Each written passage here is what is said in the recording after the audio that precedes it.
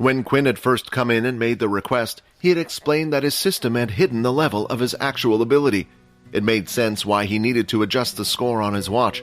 This was why when Logan saw Peter and they had made the same request, it secretly made Logan happy inside. He thought that perhaps Peter had been put under the same type of system that Quinn had. He saw Quinn as a friend now and was happy to help him, but his urge to find out about the system far surpassed that of their weak bond. Upon touching Peter, he realized how he was disappointed. He didn't have the same reaction as he did upon touching Quinn.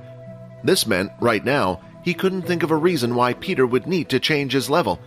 If it was something as simple as to avoid others from bullying him, it was too risky to do.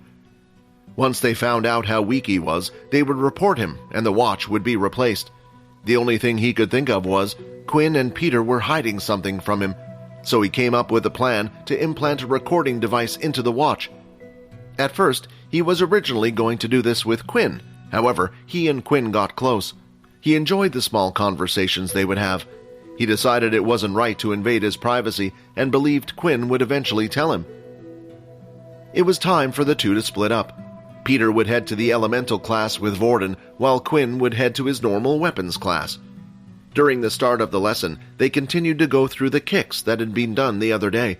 Quinn worked on perfecting them, while in his head imagining the feeling of blood swiping going through his legs. Usually, he would just have to think about activating the skill, and the system would do the rest for him.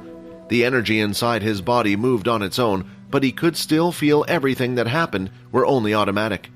If he wanted to combine his blood swipe with his leg techniques, he had to recreate that feeling in his legs while throwing out a kick. It was too bad his mind had been preoccupied with other things. Otherwise, Quinn would have loved to test it out right now. While practicing, he noticed once again that Fex was standing by his own. Not a single person had approached him. It was to the point where Fex was just lying about and looking at the ceiling in boredom. Now Leo didn't do anything about students who didn't want to learn. In his opinion, in the end, it was up to them if they wanted to participate or not. However, if they were to disturb the class, he would deal with them. Seeing this, Quinn decided to approach Fex. He didn't feel like Fex was a bad person, but more like a child who didn't know what was right and wrong. If Quinn could just approach him and get close, maybe he could learn more about the vampires that might be after him. "Hey, do you want to spar?" Quinn asked. Fex got up from the floor and looked around him, noticing that there was only one person, Quinn, who was speaking to him. "Who, me?" Fex asked, tilting his head a bit. Quinn nodded. "Maybe I can use my full strength against you this time." "Yeah, right. But if you insist on an arse kicking, then I'll be happy to give you one," Fex replied with a smile. Fex was a good fighter, and Quinn was hoping to learn from him. If in the future he did become his enemy, it would be useful to learn how not only he fought, but how others fought as well. There was also the fact that recently Quinn had gotten a stat boost. He knew he wasn't as powerful as Fex yet, but maybe slowly as he consumed more people's blood, he could change that. The two of them sparred using the kicking techniques only, and Leo also noticed that Fex could perform the kicks quite well. It seemed like he was performing them badly before just because he didn't want to. Still, the two of them knew not to show their true strength or speed, otherwise the others around them would start to get suspicious. While Layla and Aaron were practicing their kicks against each other, Layla noticed Aaron was incredibly distracted and was constantly looking over where Quinn and Fex were. She was never interested in Quinn before, even after learning he was a vampire, so it had to mean she was looking at Fex instead. After last night, she tried to repeat the movements while she was under control multiple times, but they just weren't right.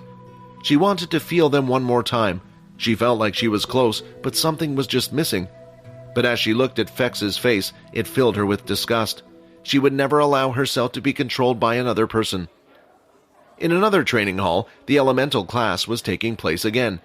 Vorden and Peter did their usual thing, keeping their distance from one another, but at the same time not too far.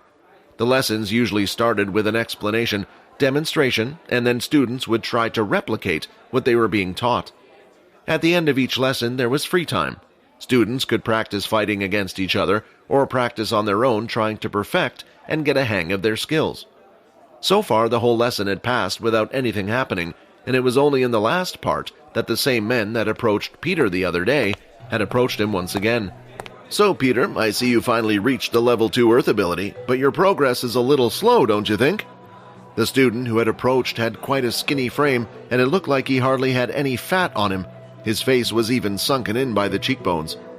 It was as if fate had decided how he would look from birth, since the name given to him by his parents was Bones. Although Bones himself didn't look intimidating, Vorden could see he was confident when approaching Peter. While looking around, he saw a couple of other students also looking in their direction. They were probably working for Duke as well. The Duke wants to make sure that you progress as fast as possible, and the easiest way of doing that is through a practical assessment, wouldn't you agree? Let's have a little spar. Although Vorden wasn't close enough to hear what they were saying, he was able to tell they were in some sort of trouble just from the look on Peter's face. Then, when he saw them walking off in a certain direction and clearing a space around the two of them, Vorden knew what was happening. They wanted to test his abilities while Peter had no abilities. The room was filled with students practicing their elemental abilities, lost in their world. Most of them were in the room where Earth users, as that was the most common ability distributed throughout the world. It was also the easiest to raise a few levels, ability-wise, but if you wanted to reach the peak of the Earth's ability, you were required to join the military and move up. In one of the corners of the room, Peter had been taken by Bones, a tall, skinny student who also had two other students by his side. They each formed a triangle-like position, with Bones in front of Peter while the other two stood behind him. Vorden had his fair share of fighting experiences, and just from looking at this, he knew what they were planning to do. He quickly needed to think of a plan and started to look around the room. Otherwise, they were going to get caught. They couldn't risk Peter getting taken away now, not while he was still a ghoul. A single day without flesh would make him go crazy. And although Quinn believed Peter would remain silent, Vorden did not. "All right, Peter, it's time to see what you got," Bones said. However, Peter was far too nervous to hear Bones properly and was thinking about what to do to get out of this mess. "Why did these guys have to come and get me now?" Peter thought. "Is the watch not proof enough? These guys are still trying to ruin my life. Well, if I'm going to get caught anyway, I should just kill them." Just then, Peter managed to catch Vorden walking up from behind them and then walking to the side. "Come on, Peter, are you ready or what?" Bones shouted as he was starting to get agitated. Vorden was now standing next to them. He started to perform certain moves, and earth pillars and walls were created as he performed these moves. It was clear that Vorden had copied quite a high-level earth ability, but Peter was just wondering, what did that have to do with him? Then he noticed that Vorden was repeating the same set of moves and then pointing to himself afterwards. "Does he want me to copy him?" Peter thought, but just as he was wondering, he felt a blunt object hit him in the stomach. When he looked down at what had hit him, he noticed it was an earth pillar. Hi, Quinn here. Wondering what happens next? If you want to jump the queue and unleash all episodes, click on the link here and install the Pocket FM app.